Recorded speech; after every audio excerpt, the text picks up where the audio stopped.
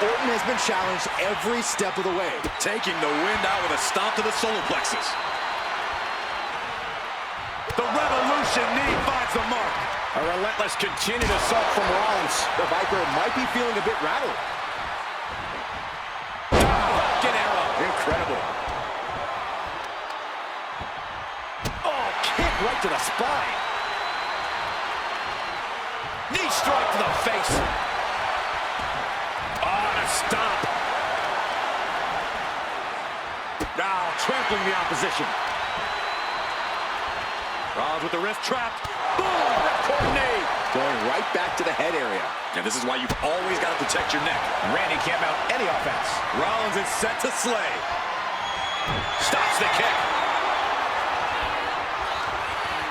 Caught with a punch. When you're this far into a match, you are surviving on instinct. Blow after blow. This is all about survival at this point. Oh, a nasty stomp to finish it off. Rollins dead to rights, in desperate need of salvation. Oh, it's over. You can't survive that again.